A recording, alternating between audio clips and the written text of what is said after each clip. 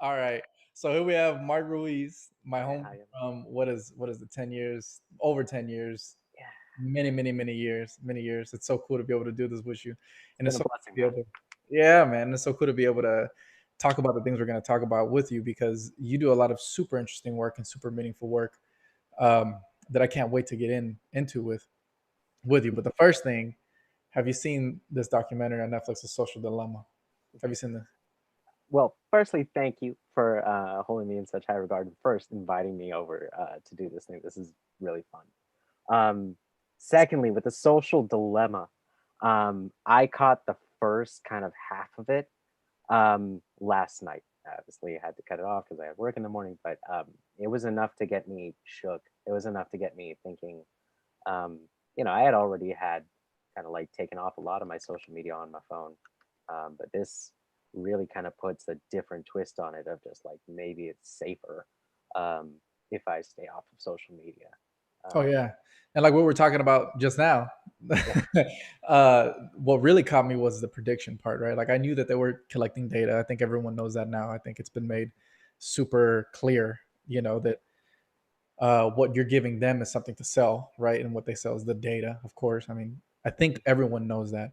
What I didn't know, and I wasn't really fully understanding, was the fact that they're trying to predict and manipulate the behaviors. That's the end goal, right? Because of course they want to keep you on the apps, but the whole thing is to be able to make sure that you come back. So they have all these little ways, these little tricks, these like very Pavlovian, mhm. uh, I don't know, tactics of instilling this behavior in you, and then you're like addicted to your phone. Have you had that thing done, man? Have you felt that where it feels like your phone is in your pocket and is vibrating? It's a phantom. Oh What is yeah, phantom ring. Yeah, phantom vibrate. is that a thing?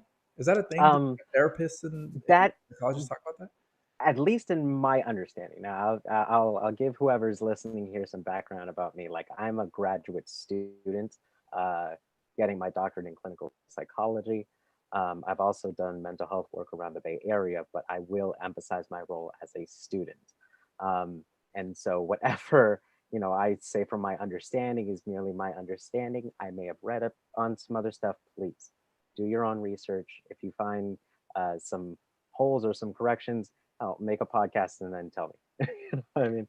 Um, but it's interesting that you bring up Pavlov and how it's become part of that uh, habit, that kind of checking for your phone in your pocket. The term phantom vibrate kind of came up, at least from my understanding, as a combination from what we know as phantom limb, where some amputees will still kind of feel like their arms or their fingers where there isn't any, right? So we kind of feel a phantom vibration where we feel something, and when our phone's not even in our pockets. Um, but I love that you bring up that example because that's a slight, subtle way in which we've been kind of conditioned through just a small amount of years, I'd say. We were just saying earlier, you and I got our cell phones middle of in the middle of middle school, end of middle school, something like that. Something like that's when I got mine. Yeah. We weren't born with it, and we weren't born with a smartphone. That came out, later. I remember smartphones being a thing saying coming out of college or, while I was still in college. Mhm. Um, and so it's relatively young, but we're already noticing how much it's impacted our daily behaviors and therefore impacting how we relate to each other. It impacts so much. And our happiness, right? Like that was the main thing of that documentary. What they were trying to say was that essentially what we're trading for all of this, whatever you want to call it. I mean, it's connectivity. It's still super cool and super meaningful and great to be able to pick up your phone and talk to somebody in a different country. Like I'm learning Portuguese that way right now. I'm practicing Portuguese with friends that I have in Rio right now. And Right. how cool is it to do that? But at the same time, what this documentary was really trying to bring light to was there's a lot of other ramifications of this very weird way of interacting with people that is so different from what they say uh, is not natural. Essentially, like I mean, of course, like the evolutionary argument is that we evolved to be like in small groups and small little tribes, whatever you want to say. Mhm. But this is having to deal with this. I mean, their words, the social acceptance of 10,000 people at a time, Mhm. 100,000, 200,000, however many people at one time. Whereas we, for whatever reason. Again, like evolutionarily speaking, we've only developed to handle maybe what 10, 20, 50 Hmm. at the most. So it's changing the way that we live our lives and relate to other people in really profound ways. Totally. It's creating it. It's this kind of uncharted territory of our own making, and so we're in this weird space where it's man-made, but it's causing so much organicity, as it were, so Mm, much organic communication and ways of relating to people, different ways of relating to people that we weren't familiar with. Like, I've had to since COVID and the shelter in place, like I've had to change, all of my clients that I see doing individual therapy, doing teletherapy now. And we've had to explore the ramifications of that as a psychological community. What is missing? What is ethical? What can we do to make sure folks stay connected? Which, I mean, you alluded to, and I also recognize and respect, as these platforms were originally made, at least from my understanding, when I came up with it, right? When we both came up with it, we saw the birth of Facebook and the birth of all these social media platforms. Your MySpaces, for anyone that remembers, your Zangas, your Asian Avenues, these kind of Asian, platforms where folks can kind of connect and mingle and get to know one another. you said Asian Um, avenues? Asian Avenue, What yeah, is that was one I was on too. It was a a dating you thing? know, no, it was a social networking site. You get to kind of create your profile. It was like MySpace 1.0, as it were, or at least What? well, the way that I was familiar with it. Yeah, yeah, yeah, yeah. I had no idea this existed. Is this Hmm. racist to say Asian? I had, I had no idea. Yeah, it was a long, long time ago, man. But Was it cool? yeah, at least from my memory. However, like I was, a young adolescent. I didn't really know how to work the computer that well or design that stuff. But in terms of just me connecting with folks from my school, or folks that I met at like family parties, things of that nature. Yeah, yeah. I mean, it's served as a great tool, and that's what these things are. They're tools, but what we're also seeing is that the expense of these tools, and often what the scary part is that these aren't really disclosed to us in an upfront fashion like this. It might be hidden under some terms and conditions or some updates that happen. um, yeah, yeah, that's what this kind of like documentary brought to light for me, was just the underhandedness of it all. Right. And I think that what they were also trying to get at was a lot of these guys, these people, these engineers that were putting together all these different apps, and these teams of people putting together all these different apps. They didn't really. I don't. They weren't putting forth that they had malicious intent from the get go. It's more so they were like, at one point in the documentary, one of the people was working for Facebook. I think he was the inventor of the like button on Yeah. Facebook, and he Hmm. said that the whole thing behind the like button was to spread positivity everywhere, and it Hmm. ended up becoming this monster where people will like change their lives and make decisions based on how many likes they're going to get on X platform. So it's Right. I It think we're all made just sorry. Go ahead. Go ahead. I'm sorry. It made value quantifiable in another way, right? It's not that, like, it's unheard of, right? There's some people who value other people over how much money they have, right? There's a Forbes list out for a reason. But this is the first time where we're seeing quantifiable values in terms of something as um, intangible as a like, Hmm. a thumbs up, a heart, a Hmm. like, you know.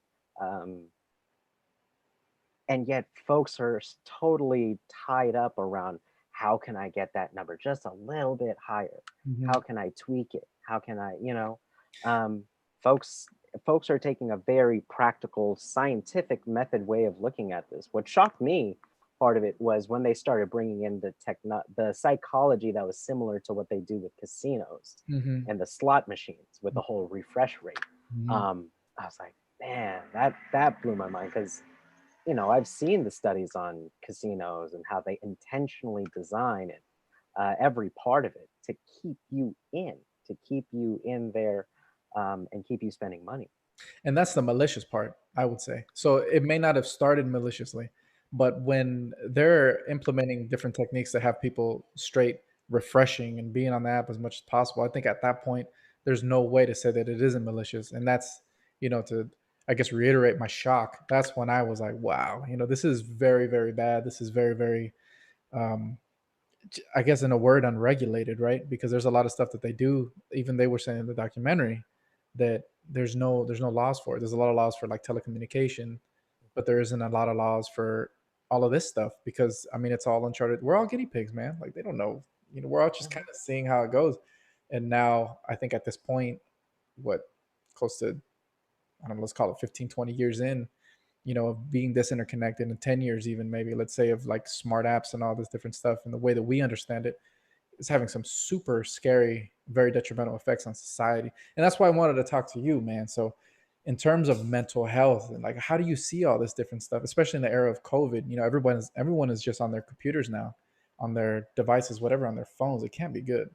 I mean, it's a field that all of us have to take pause and really have to examine before writing it all off as good or bad, right? Just in this discussion, you and I have outlined the multiple pros and cons about platforms like Facebook, like MySpace, and technology in general. Um, it's something that a lot of my colleagues have taken their time to examine. So I would refer folks to go to psychology literature because they were also examining the impact of social media and apps and technology on human behavior. Um, because these companies are also looking at our literature and learning from it and intentionally designing these apps with those things in mind. um, Again, where do you think that these designers for the casinos get their knowledge from? There's some sort of reference. Someone had to, someone looked at some of our studies. Um, so at the same time, we're also seeing what is the outcome, right? If someone designs this with the intention of, say, making sure that someone stays engaged um, on their phone, we're also examining situationally how does that impact their worldview? How does that impact their relationships, their sense of self? Um, and we've seen different studies come out examining higher rates of depression, higher rates of anxiety, um, and things of that nature. You know, um, so yeah, it's still a burgeoning field. We're still examining because it's still in its youth, so we're still examining the long term effects of it. Going past 2, 3, 4 generations.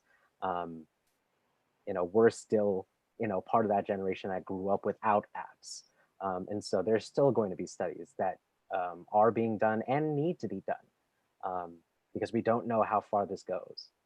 Like you said, that this is a very unregulated area. Um, do we understand that its intention? Yeah, we understand that it's meant to do some good. At the same time, what we're noticing is that there's a lot of blowback from it. You Well, and I would even wonder if the intention is good, at this point. I think the initial intention was good, right? But know? at this point, when you have these companies that essentially are, the data is how they make their money, I don't even know if we can call the intention good anymore, right? I mean, the core intention, for example, Instagram, let's share a bunch of pictures, let's all connect in that way. That's my weakness. I love Instagram. I'm not so much a Facebook person. My Facebook is like a cesspool of like political ideology and fighting. I have no idea why. Like I have no idea why my Facebook is so polarized, but it is. I hardly am on it at all. Instagram was always my go-to. I love seeing, I'm very visual, so I love, and travel pictures and all this different kind of stuff is very cool. Same. Yeah. Yeah. I mean, you're an artist, dude. You create music. I It's no just surprise. art period, like, I mean, and there's, man, and then there's all these poetry accounts where they have like, all these different poems in different fonts. I'm also kind of Hmm. like a font addict. I love fonts. Is that like the nerdiest shit you probably know? Like typography and all that. Yeah, man. And Yeah, bro. they have all these poems and all these different fonts, beautiful, beautiful poems in Portuguese, like all Hmm. this different kind of cool stuff that I'll just like, like, I got 10 minutes before I start my next thing. 40 minutes goes by. I'm Right. like, how does this happen? Well, this Right. now we know, because that's exactly what they're designing it to happen.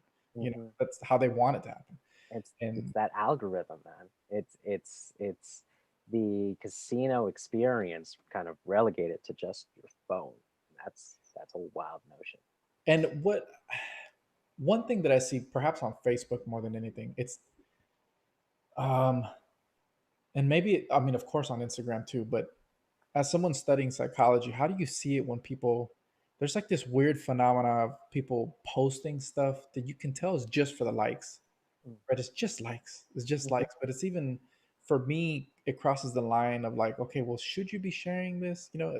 As much as I wish I shouldn't bring him up, but Steve Harvey had something. I think it was Steve Harvey. As much as I would hate to quote Steve Harvey, Mhm. Steve Harvey had said something about, just because it happens doesn't mean you have to share it or something to that extent, which I'm more of the thinking of how does that affect the mind? Because I feel like a lot of people, they'll post very personal things, like I don't know. I've seen like people posting pictures of relatives in gurneys. Like Mhm. I would never think of posting something like that. But then you see the likes and it's like hundreds of likes. And I would think, well, I guess that's nice.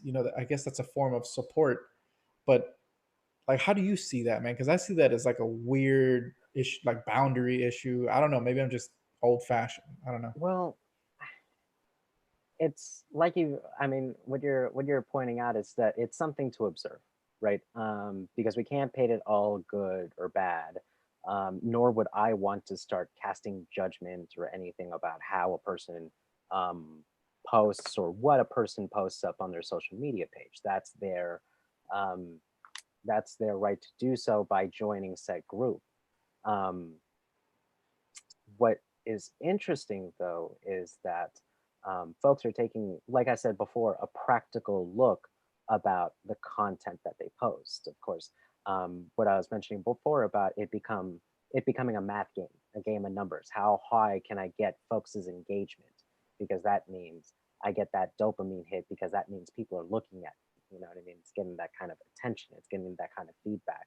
I think you had mentioned before about it becoming an echo chamber of just agreement, right? Folks Mhm. agree with my idea, which is in a way kind of connectivity because um, I, you know, anecdotally or kind of like rhetorically, one of the worst feelings I imagine someone can have is having an idea and no one knowing Mm, or not no one saying that that makes sense. mm, I mean, that's a scary notion.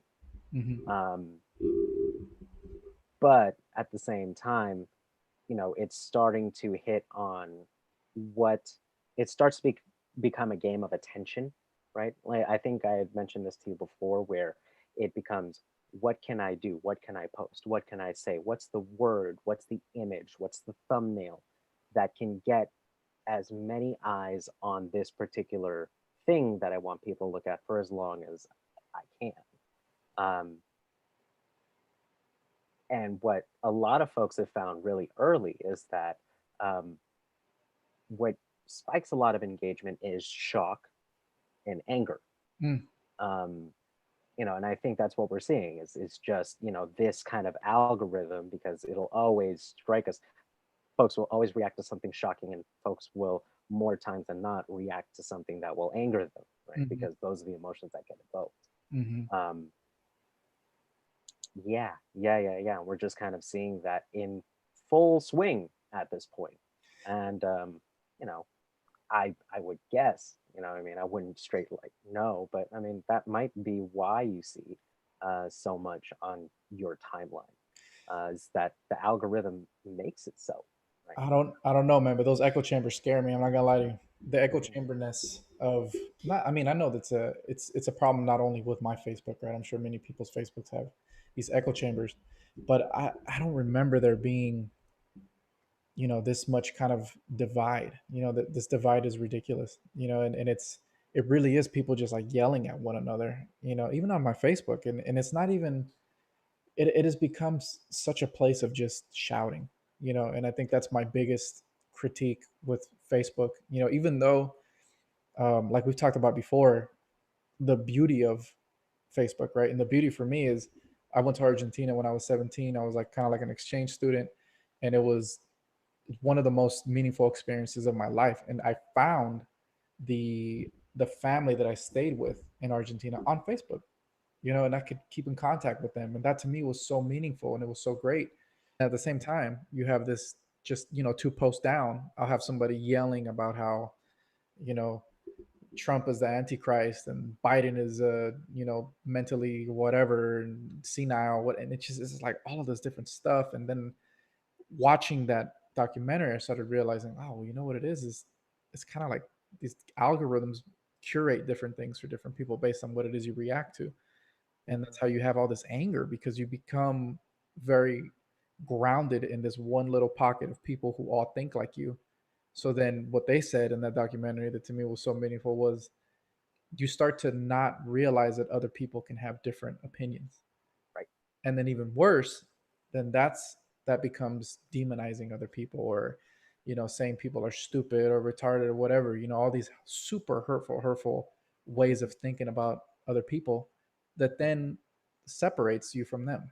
Mhm. How can these people think this way? They're such idiots. And when we're at that point, forget about it. There's no way to talk about anything at that point you know It continues to create a division, and I'm not saying that I know the answers or the solutions for any of this, just because once you start to really dig into the weeds, it starts to get really complicated, and folks um, have their uh, very lives on the line when discussing things like this.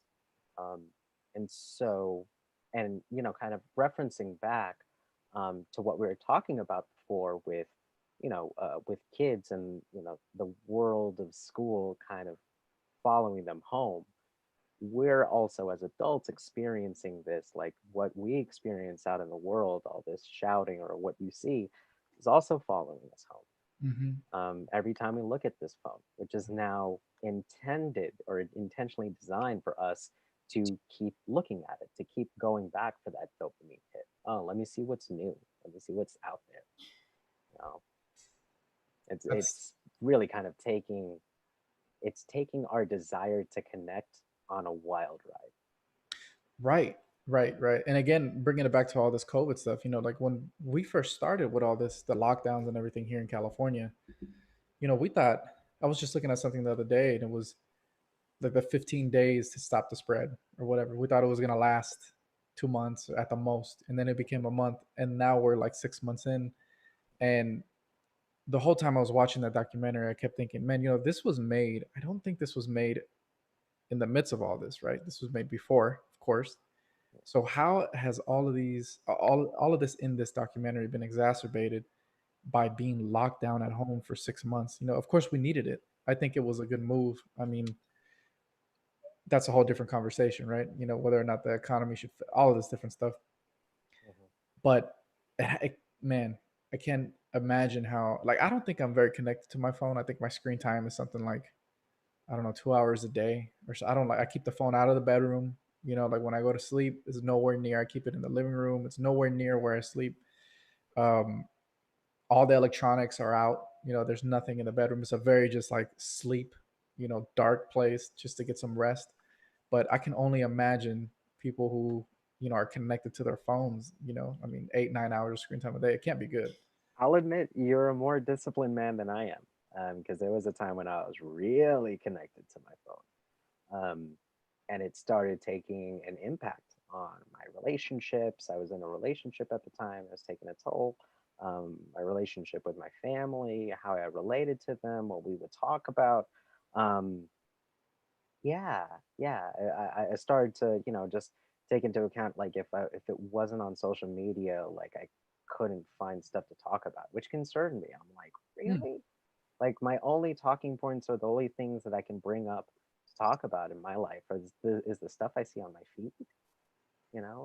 What does that Yeah. indicate about me? And it really just kind of, I don't know, for my own kind of personal journey, kind of, made me reflect and try to develop a little more discipline around my phone.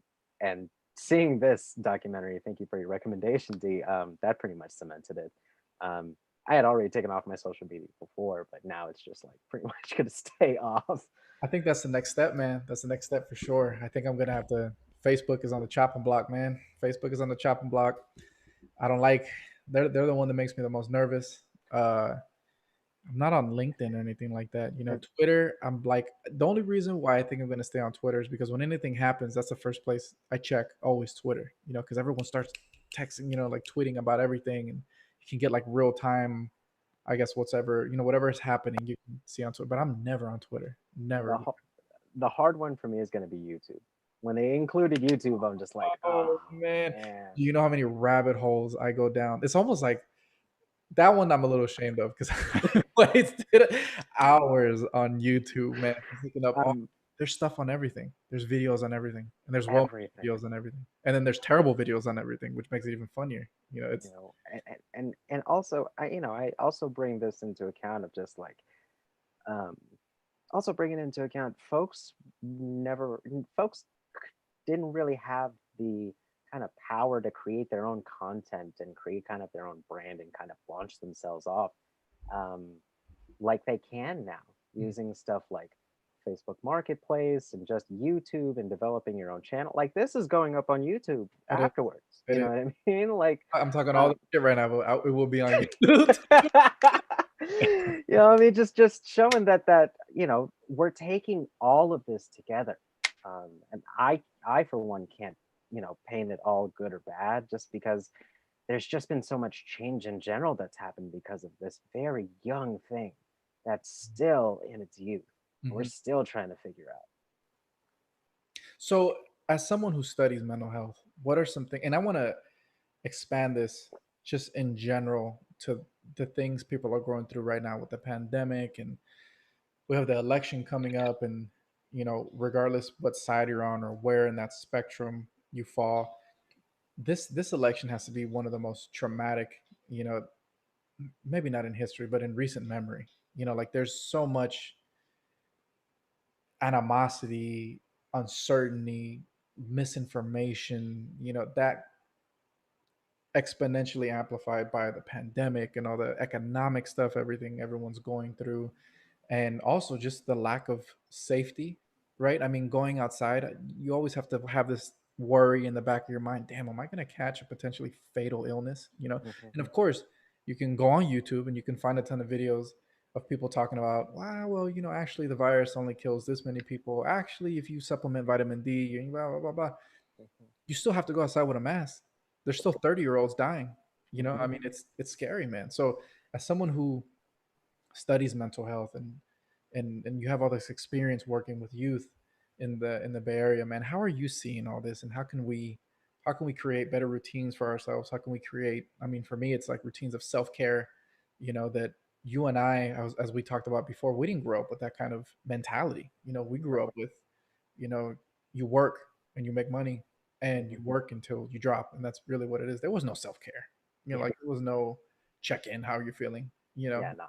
No. No, no. just didn't It was exist. very kind of grind culture, um, which is still prevalent today. It's gotten a little bit better because notions like self care have emerged. But yeah, you and I grew up in a very kind of grind um, culture, 24/7. Just hit the books, hit the craft, hit whatever, so that way you make a lot of money and you can provide for family, or you can get that spouse or that particular somebody that you were looking at.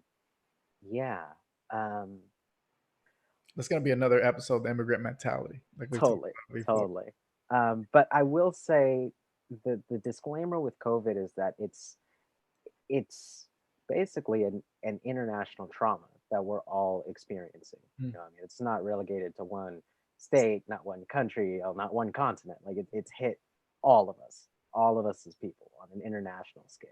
Mhm. And even before COVID, we were all so varied with individual differences of culture, upbringing, socioeconomic status, health conditions, generational traumas, Mm. levels of oppression. You know what I mean? And that came still into play when COVID impacted. And in fact, um, those factors either helped or exacerbated how much COVID was going to impact you, and it still impacts people to this day. Mhm. Um, so, if anything, I would first, advise, and again, take it with a grain of salt. Again, I emphasize my role as a graduate student. and in clinical psychology. Um, if what I say works well for you, great. Hope it works well. Best of luck. If it doesn't work well, um, great. Figure out how it might be, how you could tweak it so that way it fits better for you. I'm just hoping that some of this might be able to help, some of this might be able to resonate, or get whoever is listening to this into some sort of direction. But first, we got to take a situational awareness, right? Because I'm not going to presume how COVID is impacting you who's looking at this beyond you have to stay at home, whatever that means. You have to stay indoors. Um, so, got to take a situational awareness of things. What is, how have you been impacted? What do you feel like you need at the moment? Whether that's financial help, whether that's a way to connect, whether that's um, uh, reaching out to your local grocery store, getting some food. I don't know, you know what I mean? But first, getting an inventory about you, what, how this pandemic has impacted you, and what you feel like you need. I'll put that ball in your court. I've emphasized before, um, especially now, where we've had to isolate for a long time. uh, Connect, really connect with people, especially if you're going through it. I know that there might be some anxiety, some guilt, some shame around whatever situation you might be going through. My heart goes out to you because we're all going through it. But the worst, one of the worst feelings, like I've personally experienced, is going through just a whole bunch of stress and no one knowing a freaking clue, Mm. no one seeing your suffering or your pain or your stress, and in fact they're expecting you to perform at, you know, whatever expectation that they have for you. Ugh. So one of the biggest things that one of my best supervisors gave me was, if you're going through something, tell somebody. You Mhm. don't have to tell them what you're going through, you don't have to get into the content and get into the backstories and all that, but at least let someone know that you're going through something, Mhm. Mm. and maybe ask for a little patience and compassion, not just of other people, but of yourself. Mhm. Again, we're all going through a collective trauma, and we can't expect that our work level won't take a hit, as well as other domains of our life. So, really, we're all going to have to eat some humble pie, um, because COVID is that humbling. Mhm. Um, and as well as also taking situational awareness of yourself, right? Kind of simple questions like, have you gotten any sleep? Like, what's your sleep pattern like? Are you sleeping at a normal time? Are you eating good food? Are you eating junk food? I know a lot of folks have kind of opted out for fast food these days just because it's quick and we got to stay working and you can get it delivered and all that. But are you eating really stuff that's good for you? It's comforting. Uh, It's comforting. Not gonna lie. It's right. comforting. Big old quarter pounder, whatever, chicken sandwich in the middle of the night where you're not feeling that good. Facts, man. I'll go for some In and Out well done fries. Hell yeah, sign me up. I'm about to go get that right now. Right. But and at the same time, you know, as much as I love the short term pleasure of that, it's the long term gain of all this. How Mhm. am I going to feel after all this? Mhm. You know, uh, yeah, like that burger's going to feel great, but then I'll feel sluggish. I won't feel motivated. Then I won't get my stuff done. And then Mhm. I'll feel shitty because I won't get my stuff done. Then I'll feel bad. And then I'll feel anxious because folks were expecting me to get stuff done. It just turns into this vicious cycle, you Mhm. know? Mhm. Um, and that's also another thing is within this, develop this awareness of yourself, um, and develop, you know, that understanding of what you need, especially if, you know, you had alluded to this whole grind culture, that we grew up with. That was based on that whole idea of whatever you were feeling that came up that wasn't equal to work was just a complaint, you were whining. Wow. um, you So know what I mean, rather than kind of taking space and actually listening to, you know, do you need sleep? Did you eat? mhm. Have you drinking enough water today? Mhm. Mhm. How long have you been sitting in front of that computer now? Mhm. Yeah, I mean, because I'll tell you, like I was part of that grind culture, and then I hit burnout. And I'll tell you, for any person that's been grinding, the worst thing you want to hit is burnout. because you'll be burnt out for weeks, Mhm. months, and all that time you didn't spend taking care of yourself will now be taken in this big chunk of time that you now have to force yourself to take. Right, and practically speaking, that work doesn't go away if you're burnt out or not. So now Mm, the quality of the work goes down, and mhm, that's something that basically all throughout my 20s, I kind of ignored, not throughout my a large part of my 20s, especially my early 20s, it was all, not, I mean, no sleeping. I used to think that, oh, all nighters is a sign of you putting in the work that you need to put in. You're going to be ahead of the competition. Being a musician, there was always these stories of these musicians that practice all this much. And I don't think, is it Terrence? Who is it? Some musician.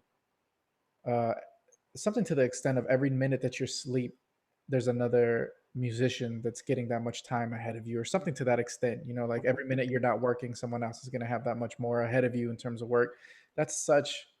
It wasn't until recently that I started saying, you know what, man, that can't be good for you. And if it's 4 o'clock in the morning and I haven't slept in 2 days, that practice time can't be that good.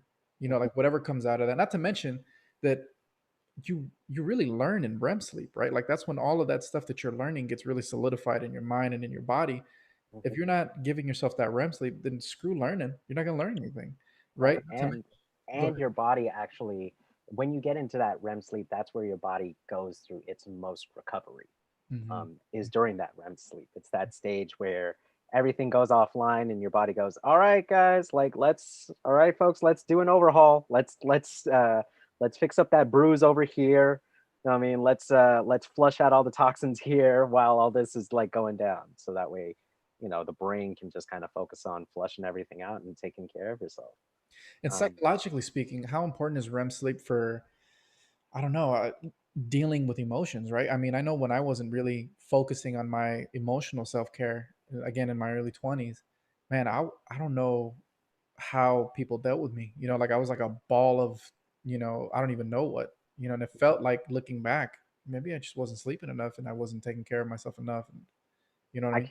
I can't speak for everyone, but I can share my own personal experience, which has really kind of humbled the importance of sleep on me. Which is when I wasn't getting not just um, not just enough sleep, but enough expected sleep.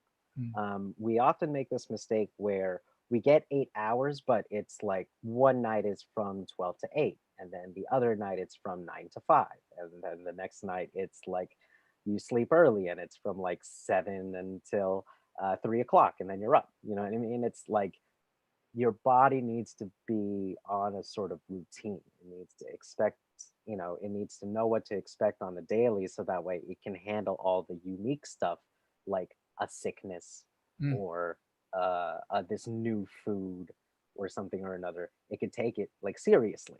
mm. I mean, it can really notice, oh, that's a little bit out of normal. Let's focus our attention on that because that seems random. Um, but yeah, it needs to. I was guilty of that, where I was getting a good amount of sleep. If you ask me, yeah, I was getting 8 hours, but it wasn't predictable. Mhm, And then my body was out of whack. It didn't know when it was nap time and when it wasn't. Right, I would end up getting tired earlier, or I would end up staying up all night. And mhm, then that had impacts on my sleep, which had impacts on the way that I was receiving everything. I became sluggish. I didn't want anyone to talk to me. mm, Anyone that did, I was just kind of really irritable and snappy. Like it was bad. mhm, It was mhm. bad. Um, our body needs that rest. It needs that recovery time.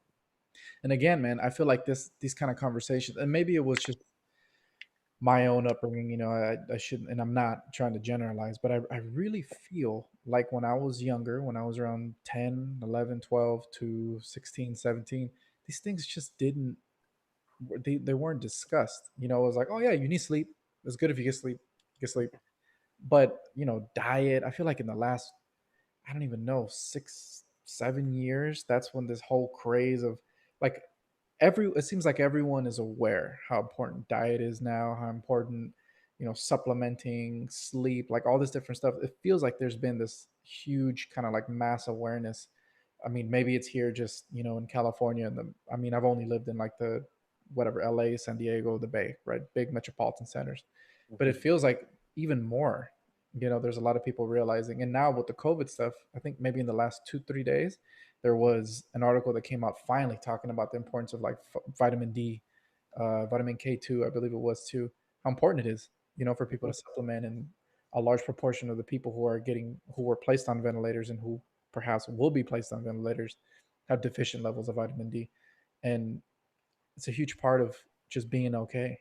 And Right. I go ahead. Right. Especially if you live in like one of those cloudy areas where you don't get a lot of sun. Mm, Like that's artificial vitamin, or that's natural vitamin D that you're not getting, mhm, which you need to supplement with vitamin supplements. mhm. Even if it's multivitamins, it's something to take care of yourself, Right. something to regulate the chemical reactions going on in your body, Mhm. because it's trying to get its nutrients. Your body's trying to survive. So you mentioned connecting. You mentioned uh, situational awareness, essentially taking inventory of everything going on in your situation, but also everything going on within you, right? Mhm, Um, I wonder if we could also tack on, man. I feel like also in that same time period where diet has become very well discussed in like you know mhm, common parlance, whatever, like the zeitgeist. mhm, It seems like mental health and therapy has also lost its stigma a little bit, and I think that's so important, man. And it's such a good, mhm, if there's been any silver lining in all of this COVID stuff and lockdown, it feels like it's been the availability of mental health services. The stigma of like, oh, you need to shrink, you're broken. That feels like that's going away little by little, and actually in a very big way. you know It's starting to loosen up a bit, right? I just saw a commercial for Headspace or Calm. It Mhm. was one of those meditation apps. It was kind of one of those do nothing for like the next 15 seconds. And I stopped. I was like, oh yeah, I forgot. I haven't done like nothing for like 15 seconds and just chilled. Um, yeah, I personally, obviously, as a mental health worker, I'm biased. I like the idea that talks about mental health and the psyche is coming up, um, and also um, that spaces are being held to talk about this, talk about emotions and whatnot, especially for um, men, women, folks of color, all these different spaces where folks can really bring in their stressors and connect with folks. Because once again, if you're going through something, tell somebody. Mhm. As much as your as much anxiety or as much shame as you feel, oh, folks might have this narrative of, oh, my problem is so unique and no one really knows. And heaven forbid if you've experienced any sort of traumatic relationship where that kind of support wasn't reciprocated, um, or maybe you were shamed in kind of disclosing your feelings or what. Again, that's part of the situational awareness that I would refer on, right? Like you had talked about diet, right? But a common, factor that's really stops diet is financial, Mm. right? So again, going back to that situational awareness, if you're trying to get better with your diet, like you need money, and how are you going to get money? What I mean? It becomes a bigger conversation, Right. um, and again, just emphasizing that time of connection, because I'm glad to see, at least within the Bay Area, different organizations and different individual citizens really stepping up, um, and providing, with no intention of getting anything back. Mm. It's been really an outpouring that has warmed my heart, because you get to see people that are just really wanting to help their community out. So I would emphasize connect and let someone know you're going through stuff, because not only will you kind of feel better, potentially, in sharing kind of your feelings with someone else, and maybe they can also share their feelings, but if they know somebody who knows somebody who could help you out, um, that connection doesn't get established unless you reach out. Mhm. And I know it's, especially for folks who might be a little ashamed of their situation, I know it's hard to connect. And at the same time, that's the only way where you might be able to get some support, is if you try and reach out to connect. And there are people and hotlines that are being established today, um, that are willing to hear folks out. And I can put some of those in the description for this if anyone might be needing something like that. I know that like you just said, there's been a lot of stuff that has come up. I mean, since the beginning of the year, as people started realizing that a lot more people need help. There's been a lot of resources available for people. So I can put some of that in the description. Um, It's something that I warm my heart in seeing because I work now in San Francisco County, and the school district actually provided kind of a general county resource line where families and students can call in. Anyone can call into this line and be connected uh, or be referred to different community-based organizations around the Bay Area, depending on somebody's needs. So instead of having to go through Craigslist or Google or having to do your own search, like you'll call them up and they can do that work for you. You know, mhm. uh, yeah, it's things like that because we're all again our understanding. We're going through it. And on many levels, right?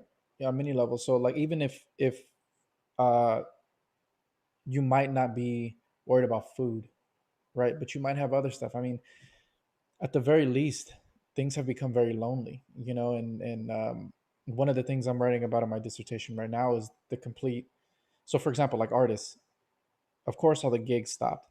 So that's terrible, right? So, like, if you're a performing artist, I mean, your way of life has stopped essentially, right? Until everything opens up again, and that's who knows when that's going to be. You know, like there's some people saying, okay, well, mid 2021, that's when we're going to have the vaccine. But it's not like we get the vaccine on Monday, Tuesday morning, everything is back to normal. Mhm. You know, so, you know, some people are saying early to mid 2022 is when everything is going to be like as we know it. Some people are thinking also, well, you know what, this is just going to be endemic now. This is going to be just like the flu. Everyone every year is going to have to get the vaccine. However it shakes out, artists are stopped, right? Your life has stopped. But it's not just artists, right? So, like, you know, one of the things that I loved to do so much was to go out and dance Cuban casinos, salsa music, and also bachata, you know, Dominican style bachata. I love this music. Mhm. It was therapeutic. You know, it's also very social. You go out, you see your friends that you know, or you make new friends, you know, or whatever. You see people in the band and blah blah blah blah. And it's very, very much. It was a highlight of the week. You know, a highlight of part of what I did. I loved it. And if I wasn't dancing to it, I was playing it. You know, so everything, all of that kind of stuff was very therapeutic. That all has stopped as well. You know, and even beyond the artists, right? What about there's communities of dancers who their stuff has completely stopped, right? Like if dance teachers, you know, instructors, of course, people who just they do this as a pastime and then they look forward to this every Thursday, Friday, Saturday, Sunday, whatever.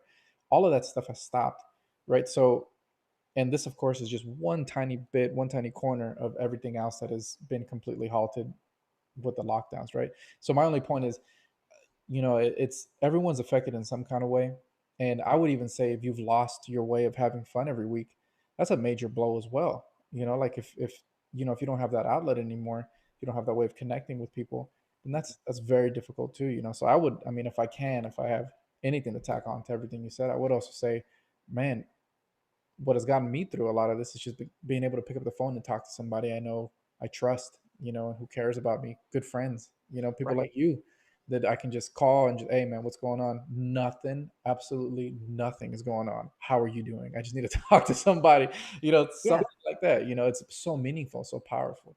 Hmm. And it takes it's interesting that it takes a pandemic like COVID for us to really understand and really be grateful for that at a level where we're like, yes, like I I I'm glad that you called. Like, let's talk. Is there an intention? Nah, let's just catch up. You know what I mean? That's our intention. Let's see how each other's doing. You know what I mean? Mhm, It's really allowed um, us to value the importance of human communication and connecting mhm, with one another in a real and authentic way. Especially, you know, kind of going back to this whole kind of grind culture and you know it's also implicated that the grind culture is very individualistic, you know, mm, and very like I'm going to grind, I'm going to get in, no one is going to stand in my way. mhm, But you know, if anything that this pandemic has shown us is that we need each other, y'all. mhm, We mhm, do. um and I know it's difficult. I mean, some folks have traumatic relationships and whatnot, but um you know, there may be someone, and this might be, you know, your reach out.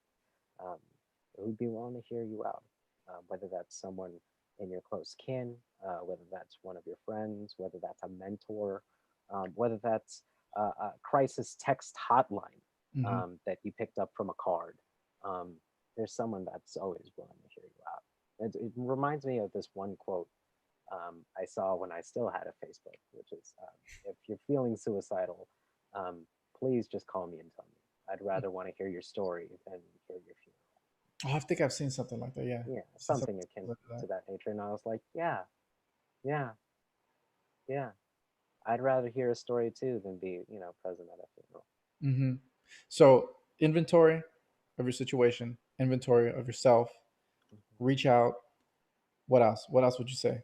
I mean, connect and just make a move. You know, the one of the kind of cliche quotes that I've heard, but it's really kind of ringing true is um, action beats indecision, Hmm. and action beats depression. Oh my That's god, kind that's of so we, huge. Action yeah, beats depression. That's yeah, so huge, man. you know, um, It's so powerful. yeah, yeah. And at these actions, it doesn't, because I know and I've worked with folks who have been clinically depressed, and that action doesn't have to be this big, grandiose thing. That's part of the situational awareness that I'm telling folks about. Like, if you have been at home since the pandemic and you have done nothing but stay in bed, your big action might be just taking a foot out. You don't even have to get out of the whole bed, but if you can just manage to, set yourself just low enough to feel a little achievement in making that goal, maybe you'll want to try just a little bit more, see how that feels. Right? Also, as well, I mean that rings, this whole kind of idea towards action kind of rings true for me in terms of my anxiety and my indecision. Right? It's just like, at the end of the day, I have to make a decision. I have to act on it, regardless of whether I talk myself out of it or if because I've also been on the receiving end where I just let it freeze me, Mm, and that's the worst feeling that I've had. hmm. Regardless of if I take an action right or wrong, the worst feeling that I've had was taking no action and I just froze, or that was my action rather. You get stuck in the space of just it's like a downward spiral. I mean, I know I have a lot of issues with that because my for better for worse, my feeling good, my sense of um, whatever. I don't want to say happy, man, because we've talked about this before. I really don't like when people talk about, oh, what makes you happy? Are you happy? I think happiness is so fleeting. You know what I mean? Like you can feel happy and you can not feel happy like within a few minutes. But it has to be this sense of like, are you doing things that you like to do? Are you feeling fulfilled? And all of that lends itself to an overall feeling of happiness. You know what I mean? But my point is, my feeling of contentness or tranquility, inner tranquility, is very much tied to how much work I'm getting done. And Mhm, if for whatever reason I'm burnt out that day, or I'm just tired, or maybe I am fighting something off, maybe I caught something, I'm fighting something off, and I need a day just to sleep, I start to feel really, really bad. Or if I wake up and I'm depleted emotionally, mhm, maybe it would be a good day to just take that day to realize that I'm feeling bad, realize that I need a day if I can spare it. And if I can, then I have to push myself to move, and just take a walk outside or something, or do something, be in the sun. For me, that it makes me feel so much better just to be in the sun, just to go take a walk and feel that sun on my skin. right. And then I come back and I have more energy to get stuff done or just sleep or something, even if it's for a few hours, take a nap in the middle of the day if I'm feeling super down. And for me, speaking practically, it's because I know that that work that I do after that nap, after that rest, is going to be 10 times better than any work that I force myself to do now that I'm going to have to redo later, you Mhm. know? And see, I like the way that you framed it because you kept it towards you. And this is part of the situational kind of self awareness aspect that I'm really emphasizing as well, right? Where you might be aware, right, that you might need a couple hours of sleep and, but you know that your work is going to be exponentially better. That's your balance, right? We have these individuals like an outlier, right? Rest in peace to Kobe, but his balance was way, way different. Right? He Mhm. was still able to be a family man and still hit the basketball courts at like what 3 a.m., 3:30, something like that, some ridiculous amount. Um, yeah, I mean, we're all going to have a different balance. because we're all trying to learn how we've been conditioned. Mhm. I'm going to avoid the mistake of saying to know yourself, because I know that can get a little um, rhetorical, a little bit fluffy, but um, understanding how you've been conditioned. Mhm. If you've asked yourself these questions of, you know, uh, what do you think and why do you think that? What pisses you off? Um, what makes you sad? What disgusts you? And not only that, where did that come from? Mhm. Why is that there? Now, these are kind of questions of understanding the way that you've been conditioned, the way that we've all been conditioned, right? I'm asking myself these questions nearing 30, Mhm. right? But I've grown up for the past 3 decades under the influence of the Bay Area, America, my parents, Filipino culture, hip hop culture, um, my educational upbringing, all of that. You know what I mean? And then there was just this little slither of me saying, like, I want to do this and I want to do that. Um, there's now just this chunk of myself where I'm having to um, learn myself in essence, learn what makes me angry and what makes me happy, what makes me feel fulfilled. And big part of that has been one, my own therapy, but two, just also trying different stuff, you know.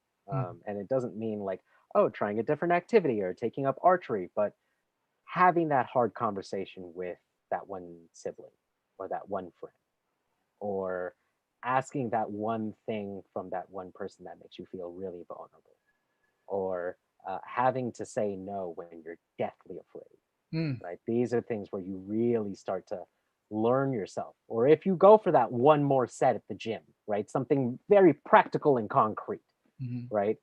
Are you that type to go for the last set, or are you that type to go for the half set, or just one more, or call it a day? You know, no shame one way or another, but just knowing that that's you.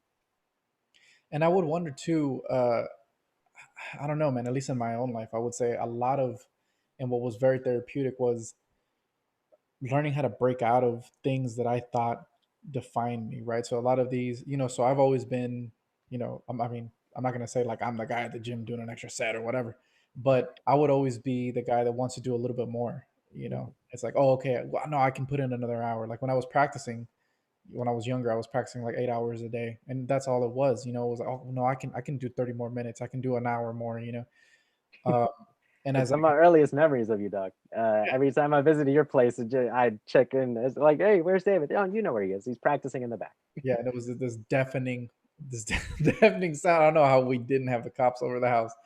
Uh, I used to practice timbales in the house. For anyone who doesn't know what a timbal is, it's essentially a snare drum without the bottom half, without the bottom head. So this thing, and it's tuned high, and there's two. There's a high one and a low one. And of course, when you're not playing on those things, you're playing on these things called bells, which are essentially just made out of metal. Right? They use them a lot, and it's a Cuban instrument. Um, and these things are, you could hear this all the way down the block. I'm so surprised my neighbors didn't have us kicked out or whatever. But yeah, I was More, that guy. more likely than not, you had him gigging, bruh. I mean, I had one neighbor. She was very nice. She was an elderly, Amanda's grandma. Amanda, if you ever listen to this, I loved your family so much. But she would always give me compliments. She's like, "Yeah, I love so much what you're doing." And I'm like, "Oh, you listen to salsa?" She's like, "No, classic rock, but whatever." But she was very nice about it. But she could hear it, and she was like, five houses down, six Yeah. houses down. But for me, this is what it was. It was always okay, a little bit more, a little bit more, a little bit more. And as I got older, I'm like, man, that only works if the little bit more is actually productive. And if Mhm. I'm sacrificing my wellness to get that little bit more, it's actually not worth it. And maybe that's bad to say, and I'm still obviously very conflicted with that, because how do there's certain things that you define yourself by, and Mhm. sometimes you got to let those things go, and they don't help you. It's well, and it's hard, but at the same time, it really brings that humility of uh, everything being temporary. Mm. I was just talking to my coworker about this because he um, he went to Burning Man and was Oh, talking about some of the different art pieces that went up. And, I've seen, trailers and footage of, Burning Man and all these huge art sculptures, like you Mm, wouldn't believe, made out of metal, like time was put mhm. in. And he gave me the behind the scenes of like these folks prepare all year for this, um, put it up in maybe 2, 3 days, and then immediately just take it down. Wow. It's just that kind of rebuilding and then just dying off, just Mhm. like, and he really framed it in a way. Um, that was dope. He was like, just as is human life. We built that up for so long, and then it's temporary. It goes off. Mhm. So, Mhm. um, And that cycle could be so therapeutic, man. You know, like oh, that letting go. mhm. It's my one of my favorite guys to watch when I'm on a YouTube rabbit hole. My guy Caesar Milan. You know, of course, the dog whisperer. Man, this guy he's a Jedi, man. I mean, what? How can you not watch 6 hours of this guy do what he does? He's ridiculous. But He's just, that's one of the things he said about like dogs that hit me. Uh, made me tear up. He was like, "Well, dogs they love you unconditionally and they go, and that's what the dogs do. They show you how to let go." And of course, I'm like, "Ooh," of course, when I saw that. yeah, of course, you tear up and all that shit. Right, Like right, right. it resonates on a part that's so true, and resonates on a level that you yourself have witnessed and you yourself have emotionally experienced in your life. Yeah. Okay, so man, it feels like we keep getting on these crazy tangents. Yeah. Situational awareness of your situation, Yeah. situational awareness of yourself, Mhm. reaching out, be it to a friend or to a therapist, right? And now the teletherapy is so accessible. Mhm. If you're someone who's affiliated with any kind of school, you can get it for free. If you're Mhm. somebody who isn't affiliated with the school, there's other avenues you can take. Do you know of any resources for people who might not have, let's say, I mean, because therapists can be very expensive, So but are there any resources that people that perhaps don't have $200 to $400 an hour to spend with a therapist that they can take advantage of? that's interesting because I shared this with you before, is that I feel like psychology in general, psychologists, we're a very kind of self-destructive career. We're a very self-destructive job, Oh and no. that our job is to ensure that you don't see us again. You know what I mean? Folks come in, they come in at a very low point in their lives, Mm-hmm. and our job, in one way or another, is to, um, help provide support or guidance or just kind of a practice room Mm-hmm. to get to a point where you make actions to help yourself get you out of the hole and not have us anymore. Mm-hmm. You know. Um, and so one of the big things that we also defer to within that is your own kind of natural supports and community supports, which I don't feel like is really talked about enough, or it's rather underestimated, right? But we're talking about folks in your community. If you get down with a certain church, maybe reaching out to your pastor or your priest, or if you get down with a local mosque or a local temple, reaching out to your local rabbi, your local spiritual person. It could also be like a trusted adult, a coach, a big brother, a trusted teacher. You and I were talking about some of the teachers that really resonated with us and stuck with us to this day. It's Oh like, God, it's real. these, yeah, yeah. What I mean, those that's who we really, as therapists, we really lean on, not only to get information about the client and the student that we're working with, but also getting their help to help with the treatment, with being a part of this plan and being part of the team to help the student get better and get whatever they feel like they need to be okay. Mm-hmm. Mm-hmm.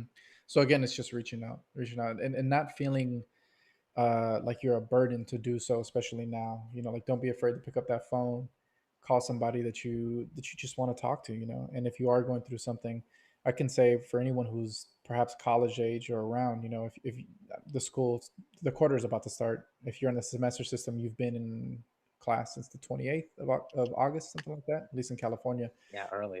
Yeah. I mean, there's tons of services. There's CAPS, there's psychological services that are provided through the school. Mhm. um, any one of them, any one of those services, all you have to do is call and they'll hook you up. Essentially, I mean, you're paying for it. They're not hooking And you up. for anyone who is still, I mean, I know we kind of went into a big part of the initial part of the conversation about social media. But for those who are still on social media, there are those organizations and those communities out there that are trying to leverage social media to help. Hmm. Channels like Melanin Mental Health. I know Taraja P. Henson is like doing this thing with therapy and um, students of color, specifically Black students. Um, I know that there's a couple of Filipino organizations that have really stepped up, individual efforts that have really stepped up. Like there's people around that are wanting to help, um, and you know whatever anxiety or guilt or shame you might be feeling, we're all going through it, folks. The sooner we can recognize that, the sooner we can, maybe start to see that we're all people and that we could all use a helping hand. Hmm. Hmm. Stability. Whether that means just whether that means a couple bucks or a free meal or just a call to say, hey, how are you? It's been a minute. If you have your neighbor's phone number, call your neighbor, see how they're doing. Buy the person behind you. If you're at Starbucks, Pete's, whatever, Pete's is the better coffee place. If you're at Pete's, buy the person behind you a cup of coffee, whatever, whatever you can to just show people that, you know, you're thinking about someone else. Something. Especially if COVID hasn't impacted those of us very very heavily, and those of us who have the resources to help out those who have been really impacted. I know a couple of um, dance directors who their studio is struggling because they can't get enough revenue, or Hmm. some dance teachers are struggling because that's how they got their For sure. main source of income. Same with the music teachers that you're familiar with and the ones that you gigged around with. Like, Mhm. there are people who are really hurting folks. So those that can spare, please do. Anonymous And those donation. that can't, spread out the word. Right, right. And anonymous donations. If you don't want to, if you're worried that perhaps someone's going to feel some kind of way if you give them some kind of money straight out, flat out, just make an anonymous donation. Don't say that it's you. There's many different ways to help and support people. I know the dance studios too. The dance studios are a huge, and in LA and the Bay, I mean, they're huge. They're huge in the communities, and it's where a lot of people they have their friend bases and their networks. And their feel good spaces. So anything that can help them make sure that they don't close their doors permanently, I'm sure they would appreciate. Or something that you could possibly give them to tread water for the time being, so that then if they do need to reopen somewhere, they'll have the means to do that. You know, and then of course places like Patreon and maybe not Patreon. What's that one? Kickstarter. All these different kind of crowdfunding places. GoFundMe's or whatever. GoFundMe's. That's what I'm talking about. Yeah. Hmm. So to close up, man, I want you to talk a little bit about your studies, because you do a lot of, and you've sent me some articles about hip hop therapy, which when I was reading this, it was very, very interesting because in my training, everything is culture and people and how culture is malleable. People are malleable. I mean, my specific studies have to do with intercultural dynamics, which has to do with multiple cultures, specifically Latin American cultures and culture here in the United States, all this different talk of culture and its ramifications and how it can be used positively, right? Most oftentimes you'll hear culture like, oh, so and so culture, that culture, uh, which I find very divisive. And what I like about hip hop therapy is it uses hip hop culture and music as a way to provide and to instill and to make change within people. And I thought that's always super powerful, right? So I was wondering if you can talk a little bit more about that and give us a rundown of how it works and what you see in it that's so powerful as well. Thank you. I am really excited about my work. I examine specifically. I'm creating certain research that is examining hip hop and the impact of hip hop cultures, practices, and customs um, in uh, more traditional spaces like therapy. Um, Specifically, I'm examining Filipino and Filipino American, Philippine X, Pinay identity development in participants of hip hop culture, its customs, its practices, its worldview, its lifestyle. Because um, hip hop is in a unique sort of area. You've alluded to it before, but it's this worldwide phenomenon that came out of the, coming straight out of the late 60s, going into the early 70s, out of New York, from these uh, folks who were the marginalized of the marginalized, pushed out to the Bronx because of, red redlining and redistricting and all of that, being pushed out to the very fringes where no one would, examine their, care about them, where it was really kind of dog eat dog, and it was devolving into gangs taking care of communities because the police were corrupt. Like it was, it was the looks of it was kind of massacreous or very bloodbathish. But out of that, when people were just expecting the worst, came this incredible community-based art form, community-based force that just took over the world, to now what we see today. Um, and kind of its impact on my individual life, because I um, specifically got into hip hop culture as a b-boy. I was a popper for many years. I still am. Um, Freestyling in the scene, and really getting into different battles and understanding the differences in b-boy culture, um, which is again kind of a facet of hip hop culture. I mean, I'll break this down kind of as an umbrella term. When we're talking about hip hop culture, we're talking about multiple elements that encompass all of these different cultures, and all of these have different intersecting identities based on if you're a man, a woman, if you don't identify on the binary, if you're Asian, if you're black, if you're Puerto Rican, if you're gay, if you're straight. Like it's all mixed in there. Um, but it's based around, kind of these elements of hip hop, where we're talking about MCing or rapping, um, DJing or cutting and mixing, scratching records, um, b-boying, where you have the breakdancer, and man, I can't. Oh, and the aerosol art, graffiti artists, the taggers. Mhm. You know what I mean? And then the fifth element of hip hop which is knowledge, because this was coming off of the heels of the civil rights movement. It was still very infused with that type of political awareness and political knowledge, which kind of brings back the quotes of hip hop being a language for revolution, the Mhm. language of the marginalized, Mhm. the outcry, the art form of those who have been marginalized, been looked over, been ostracized, um, in order to create something beautiful out of their life. I Mhm. know I did. So for it not to sound, not for it to sound cliche, but for a lack of a better term, hip hop did save my life from a lot of stuff. Mhm. Um, and I felt like my um, only natural inclination is to repay it the only way I know how, by giving my time and my energy to spread uh, what a positive impact it's had on me, and what kind of impact it can have on other people. Um, and so integrating that within, specifically looking at, you know, the Filipino community, and the issues that are going on within the Filipino community, issues like colonial mentality, Mhm. um, and its impact within mental health, right?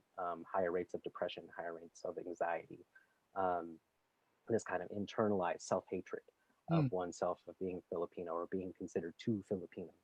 Um, I what we are finding though, like in the midst of all this, they Filipinos have had this weird attachment. Well, not weird, but have had this natural attachment towards hip hop. And what I wanted to examine was, well, I'm a part of that group. Why? What is it about this culture that drew not just me in, but so many other of my peers? And that's what I'm examining. Like what not only helped make me, but helped make my peers. Um, and thankfully, I've been thankful to not be alone in this venture, and I've had people being very gracious and willing to step up and share a big part of their life with me, which I've been grateful for. It's been a wonderful ride, deepening my research in this, and I hope to continue it. That's not, man. Okay, first of all, have you seen? There's a documentary. It was on Netflix, and it was essentially going over the entire history of hip hop from New York to how it's essentially gone the world over. Have you seen it? I'm forgetting the Hip name. hop evolution, yeah. Yeah, yeah, yeah, yeah. What'd you think? Yes, I loved it. Yeah. Just because not only did the filmmaker do a real thorough job, I loved their animation. Um, Mhm. it kind of in a weird sense, and it kind of going back into kind of hip hop history, we've had an interesting connection to um, comic books and superheroes, right? Because hip hop, it impacted, in essence, kids, right? Impacted the 12, 13, 14-year olds, right? When they're in their adolescence. And, these things are still prevalent. Superheroes, comic books, and things of that nature. Mhm. And they even found parallels between the two, Mhm. right? Just taking into account um, things that we've learned within hip hop culture, which is designing a name, designing kind of your alternate identity, who you are in the hip hop community. Mm. Um, but yeah, it brought back that kind of flavor of the whole comic book and that connection, and I dug that. And on top of that, it was just real thorough because it examined every single region of hip hop. We're Mhm. talking hip hop in New York, hip hop in the Bay Area, hip hop in the South, hip hop in Chicago, in the Midwest. Like everyone had their own flavor. Um, New York laid out the blueprint and we all just kind of took it and flipped it. Which is the dope thing about hip hop is that we take these elements and what we infuse with it is our own culture, our Mhm. own life, our own story. Um, yeah, I'm sorry, I kind of got off on a ramble, but No, no, no. Super interesting. I mean, as someone who studies music, the only other music that comes to mind that has had a similar effect, such a profound effect, and I mean, I could be wrong, man, but the only thing that comes to mind is jazz. Like jazz and hip hop have affected so many people's lives, so many different musics from around the globe. I mean, what country can you point to that doesn't have some form of hip hop and doesn't have some form of jazz into it? And this isn't some kind of like imperialist cultural imperialist statement. That's none of this is to say that hip hop and jazz are like the apex, but it is to say how beautiful these art forms are. That they have this ability to be absorbed into all these other different cultures by all these other different communities and mixed so freely, and mhm. essentially become a catalyst for who knows. I mean, like we wouldn't have reggaeton today if it wasn't for Mhm. hip hop. I mean, the hip hop culture is inextricable. Like it's such a it's in the DNA of reggaeton. Reggaeton now has become a global music. You Mhm. know, I would also say that there's tons of musics in Brazil. I mean, there's musics in Africa. All these different everywhere, everywhere. Hip hop has really infiltrated life. Um, a lot of folks know about like the kind of four kind of pillars of hip hop or the kind of the five kind of elements of hip hop, but there's actually nine. Mm, Um, which you kind of see when you list them off, right? Like there's breaking MC and DJing, graffiti writing, and then knowledge, but there's also or and beatboxing, but mm, there's also street knowledge, street language, street fashion, street entrepreneurialism, mhm. these types of things. Like we see, one of the big examples was the Timberland boot, Oh right? God. You feel me? Like that was a regular worker's boot, but Mm, not in hip hop. no. And now Timbos are like freaking like 60 bucks, $120 a pair just because of what hip hop did to it. I mean, it just it turned it influenced everything, even right down to the way we know hella, you know, Oh. or finna. I mean, these type of different terms that come out of like slang, Mhm. which originally kind of it has its origins within African American and Latin, you which credit to, the African American youth and the Puerto Rican youth in New York. Hella Um, is that Hella came out of New York? I thought Hella Hella came out of the Bay, right, Hella's a Bay thing. I have a shirt right? that I wear proud of that I wear proud Hella's a Bay thing, but like Bay thing. it's that spirit of being able to take something like the English vocabulary and just flipping it on its head a little bit. Mm. That's that hip hop spirit. What I mean? It's yeah, man. It's something incredible for sure. You know, as someone who studies this though, what do you have to say? I gotta ask you. Because of course the first thing that people are gonna hear when they hear something like hip hop therapy is, well, you also have this like terrible side to hip hop. And as someone who grew up on, like I love Snoop Dogg, Biggie, Tupac, all of these people, there is a lot of violence. There's a lot of negative aspects to the music, right? Mhm. A lot of negative messaging. Mhm. So how do we and how should we think about that? How should we think about this aspect that, I mean, you can't ignore it. Like there's a lot of stuff, and especially in the mainstream, even more the more recent stuff, I listen to it, and it's, in my personal opinion, a lot of the poetry that I appreciated with Tupac, people like Tupac and others, has been stripped away. A lot of the musicality, when you listen to whatever, even Gin and Juice, way back in the day, if that's even, yeah, like it's essentially funk music, right? Which is what attracted me a lot to it. But how do we reconcile these, quote unquote good and bad aspects of the music? Reconciling, I will leave to the individual person to decide because that's their own individual life. But in terms of how to think about it, I would kind of loosely just kind of recommend that folks look at it comprehensively, right? Because when we're talking about things like hip hop and rap, we often hear that stereotypical part, and that's often the only thing that we hear. Mhm, Um, I was actually part of a nonprofit that really examined and pushed forth against this kind of narrative that hip hop is all about drugs and guns and women. Shout out to Hip Hop for Change out in Oakland. Um, they're doing fantastic stuff talking about hip hop education to the youth, talking them through about like why it is that you see um, these kind of glamorized images of what might be considered kind of quote unquote bad hip hop mhm, you know um, Now as a psychologist though, I'm one to take pause, right? Because at the same time I um, don't want to be I don't want to feel like that old hip hop head that's like, oh, you guys don't know real hip hop. Real hip hop is this and so and so and so. Because there was a generation before that did that to me, mhm, right? And so my desire, my curiosity now is to really sit down and listen.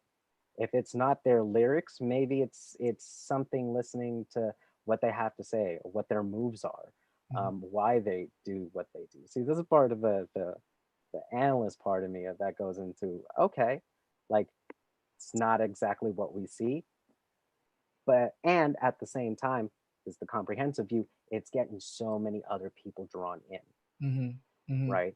It doesn't draw you in, but why does it draw a stadium full of people who would be willing to pay $60 to $80 to go and see it for like 3 hours, mhm, mhm, right? What is it that's pulling them, right? That's part of the basis of my study right now, right? We kicked it in the Philippines, right? Decided to come over to the West Coast for one reason or another, and a good majority of us for some reason decided to start scratching some records, start spinning on our heads, and start talking in rhymes. Why? mhm, Just why? I mean, I'm not looking for a right answer or a wrong answer. I'm just looking for a real answer. mhm, And so that's what I'm looking for. Right? Like I can be quick to judge this all as just bad hip hop, but mhm, at the same time, you know, I'm I'm one to pause and going back to an earlier talking point. I'm just wanting to connect. mhm, mhm, What is it that you all trying to do? Come talk to me. I mean, even if it means talking to talking to the fans. All right, what is it about this cat? I mean, what do you like about him? mhm, mhm, I'm down to listen. I ain't down to try and judge and evaluate people no more.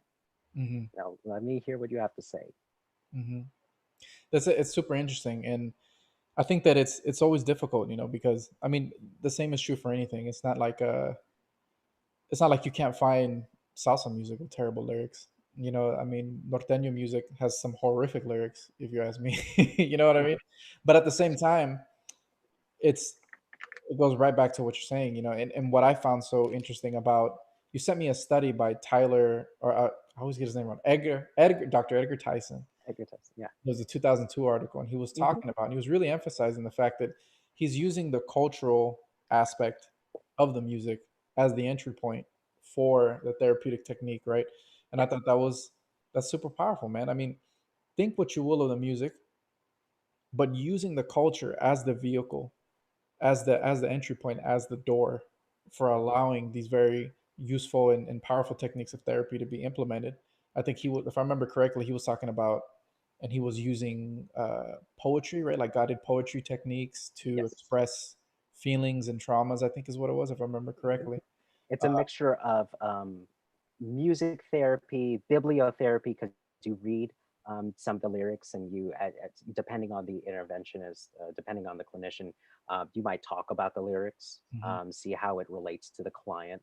mhm, You might also create a space for them to start creating their own lyrics. mhm, So that way it can serve as a sort of cathartic exercise, mhm, or it can just be used as if a person's already writing rhymes, right? Reading them and kind of getting a sense of their worldview. mhm, How do they string up words together? Because obviously it's in a creative way, mhm. right? Otherwise, he wouldn't have been able to make it a rhythmic rhyme, Right, right? right. But what else is behind that working brain of yours, Mhm. right? This Uh, is the part of the work that we do as therapists. mhm. That creativity aspect is so fascinating, man, because there's so much agency in creative acts, period. You know, Hmm. and I often wonder how much therapy there is, if it isn't all completely therapy, when I sit down to write a song or whatever, a lot of it is, yes, okay, well, I know certain compositional techniques. I know certain, if I'm songwriting, I know certain techniques in terms of songwriting. I know certain structures I can follow. And that's the technical aspect. But then there's also very much the therapy of creating, and Hmm. I would wonder how much of that is at work in anything, right? And how much of that can be used in different ways. So in this specific context, we have, like you said, bibliotherapy. Is that right? Is that the term? Hmm. Bibliotherapy, music therapy, all this different kind of stuff. I wonder if it can also be used for other types of therapy, like, I don't know, like drawing, right? Something as simple as drawing, but it can be so fun. I used to love it when I was a kid, you know. See, this is my hope, and I'm glad you brought it here. I'm so glad you brought it here because this is my hope about hip hop therapy in general. Is because when people often think about hip hop therapy, they just focus on the rap, Mm, right? They just focus on the MC element. mhm, But hip hop is a worldwide culture. mhm, It's not just rap.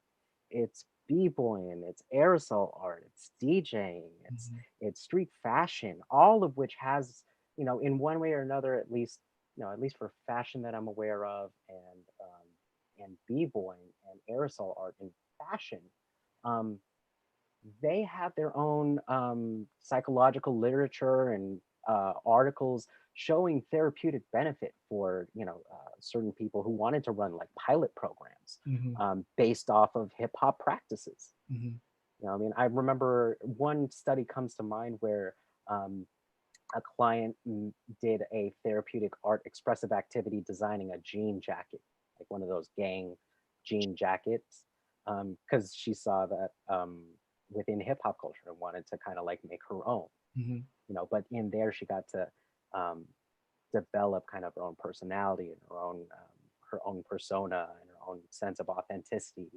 and walk out of that project with a more firm sense of self that mm, they can take with them. mhm, These are the things that I hope that hip hop therapy can be broadened into, because if hip hop is a culture, and they've been so gracious to give us one element to work with, what can we do if they allow us to, work with all of the elements of hip hop? who's How that? much therapy? The hip hop community, whoever would be, um, I'm not sure. Mm, I'm just, a person who's hoping that folks can see the therapeutic benefit of what hip hop has brought for a lot of people, myself mm. included. I just thought it was very powerful how, again, it's this taking something that people can actually relate with, Hmm. and doing things that can help people, because it's one thing if, if again, I don't know if you like visual art and that makes you whatever, if that's the medium you're going to use, okay, sit down and try to, you know, I don't know, do me a Van Gogh or whatever. But if you don't relate to that type of art, it's not going to mean that much to you. I mean, musically speaking, we can talk about, levels of poetry. There's a lot of Brazilian music that I adore for the quality and the sophistication of the songwriting.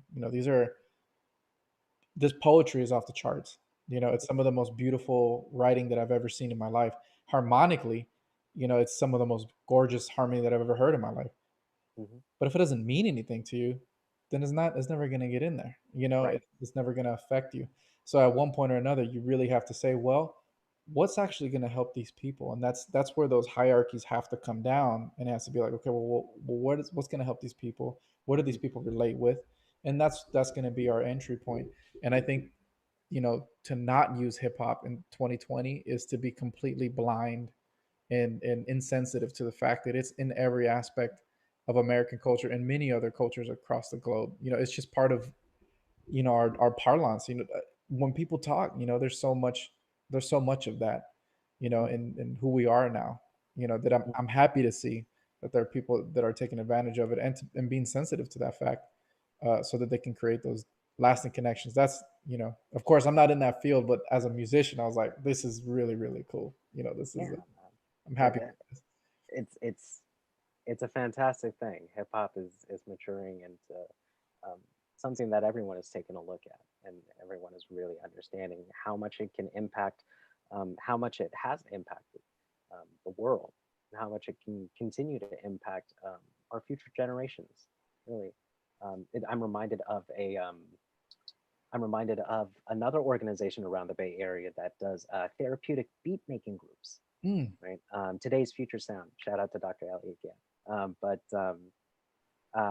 yeah, he goes to schools and he gets kids in a group in a circle, and they like make beats together, and you know what I mean. But the psychology behind that is um, kind of utilizing music theory and the consistency of the beat and the rhythm to attune into kids, right? Again, I'm not talk to Dr. Gann about this. I'm not like the heralder of this kind of research, but there has been kind of shown therapeutic benefit in just having a group setting with a culturally engaging and just kind of just a dope engaging medium as a beat making machine, mhm, right? Um, uh, a break beat for folks to dance with, right? A record, something, you know what I mean? Something that can reach out to these kids and reach out to anyone who can recognize hip hop and be like, oh, yeah, yeah, I could see that. mhm, Let me get down with this. mhm, mhm, Maybe open them up to potential for therapy, potential for different connections, potential to be open to a different community, which mhm. I had the good fortune to be a part And that's so important now, man. Like, I'm not a huge political guy, but if it's one thing that makes me sad right now is how close-minded everyone is. It seems like, you know, and I really do hope that there is really this minority that's the loudest right now, and that's really what we're dealing with. I'm really hoping, but what it seems like is there's actually a lot of people who are just so angry with everything going on that they're not willing to be open to another community. They're not willing to take a walk down a different neighborhood they don't know. They're not willing to eat somewhere. They're not willing to listen to a different type of music. They're not willing to hear ideas that they don't of. like. And that Because makes me sad, and that makes me scared, because, man, growing up in the Bay, that's, we shared a wall with a Vietnamese family. I was on top of an African American family. Like, we, they didn't, that kind of stuff didn't exist, and that's perhaps the reason why I do what I do today. And it's always been one of the highlights of life in general. Experiencing different ideas and culture. You're not gonna like everything, but the fact is, some people do somewhere, and what is their thinking? And as long as we're all being respectful, if we learn how to be open minded, and cultivate that uh, respect for other people, things can be very, very, very good. well, I mean, we hope that that would be the case. Also, just and having that patience to again re-understand that we're all going through a collective trauma, and um, that a lot of folks, some folks, for one reason or another, maybe it's really impacting them, or maybe they're watching a lot of news, but um, yeah, folks don't feel grounded. Folks don't feel secure. Folks don't feel like their basic needs are being met. I remember I sent you that article from Maslow, right? Hmm. Um, where it's not really a hierarchy, but it's more of kind of like a pie, Hmm. um, where everyone places values on different parts, right? Like you could get food but not really have a home, or you can have a home and shelter but not really have food to take care of yourself, or not really have clothes, right? Hmm. Um, folks's like kind of basic needs are in danger, um, and yeah, as such, yeah, I would be mad too.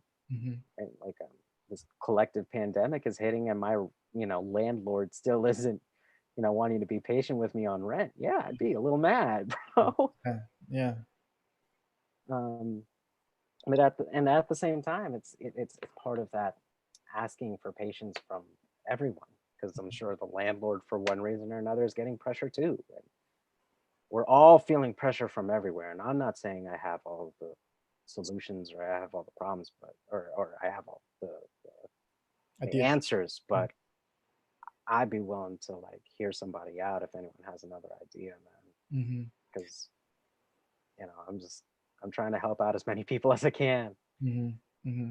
just like you are, which I'm really grateful for you doing this, creating a space from where not only you and I can talk, but maybe some people can listen in and feel a little better too.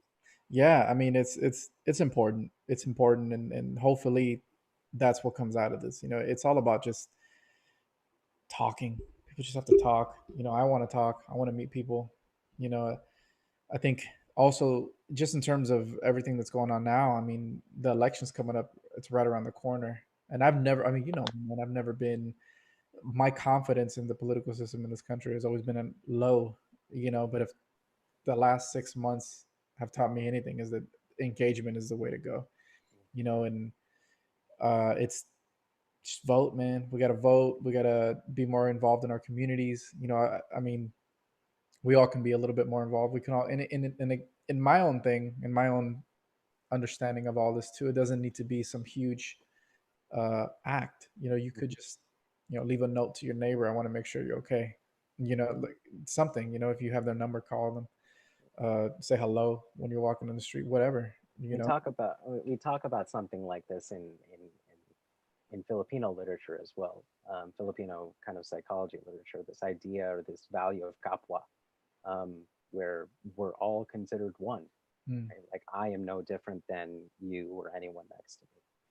You know, um, it's that call for unification, and it's mhm. that call to treat someone, um, as if it was someone you really cared about. But even when you do, it's not that like we've had disagreements. We've known each other for more than 10 years. We don't agree on everything, but Right. the thing is, it's having that patience to work through that friction. Hmm. And I think that's what perhaps we're missing too, is that we're all expecting to think the same way, and perhaps the social media aspect is exacerbating everything. But you can still argue with people you love, and the whole thing is to work through the friction.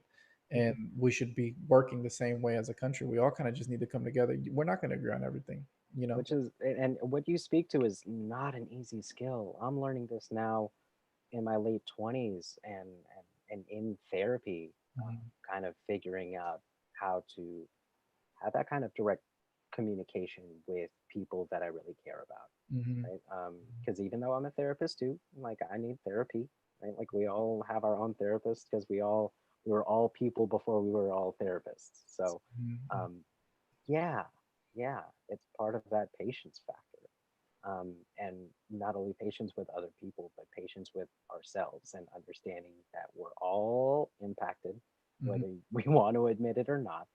And as such, we need to ask a little bit of patience from everyone while we get over this thing together, because it's the only way we can. And involvement, that's what I would say too. Involve yourself. Involvement. Check on people. Call somebody. Action. What was the quote? Action. What is it? Action Action, defeat action depression. defeats depression or indecision or In whatever you want to put into that. Yeah. I'll find it. I'll find it. I'll find it. And I'm gonna tattoo that on my arm. So it's the truth, man. It's the truth, and that's it was powerful. It was powerful what you said, man. So leave us with your 5 rappers that you think everybody should listen to. The five, and extra points for rappers that are not mainstream, that are underground, which are always gonna be the better ones anyway. Is that Oh, snobby to say? Probably too ooh. snobby. Well, I mean, I'll leave that to the typical consumer to go ahead and listen in. Um, Off rip, just because these were the ones that I've been listening to recently. and in no particular order. And these lists haven't these lists aren't from a specific era, but just in terms of um, who I've listened to recently and who I've been thinking have been dope for years. Um, Off rip, Ruby Ibarra, gotta shout out the hometown hero, San Lorenzo alumni. So shout out to you, Ruby. Um, Ruby. uh, my homie Unlearn the World. He just released an album called Light Years, which is fantastic. Um, Also, MCs like you got Bamboo out in SoCal. He's also a Filipino MC who's pretty dope. Um, Rocky Rivera, who I think they're married. Not quite. I might be mistaken. If I'm mistaken or if I get that wrong, I'm sorry, y'all. Um, but then to top it off, I got to give it up to Rakim just because he's always like in that top five. He not only did I like his style of rapping, but when he told me when he said that he got his style of rapping from playing saxophone, that just cemented the deal for me. Oh yeah, because you used to play Barry. You used to play Oh Barry back in the day. yeah, man, that's how we connected. With that's we connected through the alto, and then they switched me because whoever was in the Barry graduated. That thing was bigger than you, man. I used to feel so bad. I used to play the hell out of it, but that thing was enormous. It Bro, was it was enormous. fun. It was one of the only like music cases I got to sit on. I got to sit on, and my feet dangled.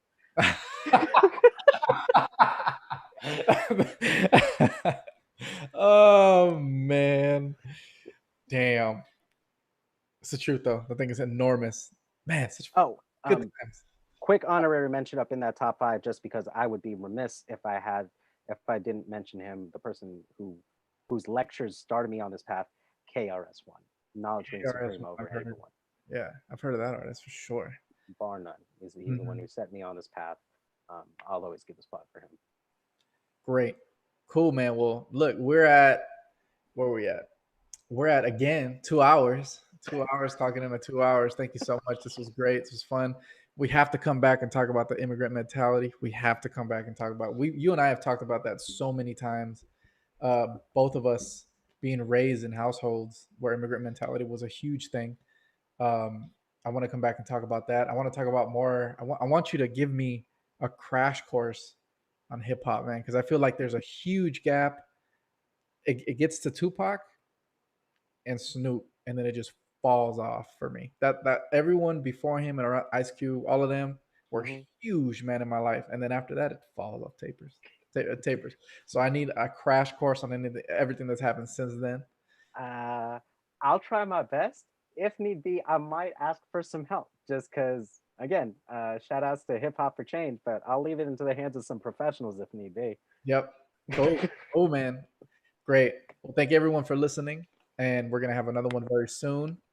I have not decided yet if I'm going to give you the social media stuff because I'm still trying to figure out where I stand on that after being terrified by a particular documentary. But I will leave different ways to get in contact with me. I will mark and different organizations that Mark mentioned in this episode in the description. So you can check them out as well and you can support them. Check on your neighbors, call somebody, get outside, take your vitamin D, talk to a doctor, talk to a therapist, talk to somebody, do your self care, look after yourself, and first and foremost, and always make sure that we're all just do your part. I'm gonna do my part. Mark is gonna do his part, so that we can all connect more. Because I think that's what we all need right now, and that's the only thing we should be trying to make sure we do in these times. And once we're out of this very trying situation that we find ourselves in now, Mark, anything else you want to say? um, I'll share a quote that an ex of mine shared with me, and it still rings to me to this day, which is um, when you help people, you want to help people from your overflow, not from an empty cup. So and that's been really ringing true in terms of my work here as a mental health clinician. Like, if I'm not in a good state, I'm not going to be a good therapist for my clients, and they're paying really good money for me to provide the best therapeutic services I can. So as much as you want to take care of other folks, and I know that there's people that really want to help out, make sure that you're in a good state to help first. Make sure that you take care of yourself, get your sleep, get your food, drink your water, connect with your people, feel fulfilled. Make sure you leave some space for yourself where you feel like you can authentically be you.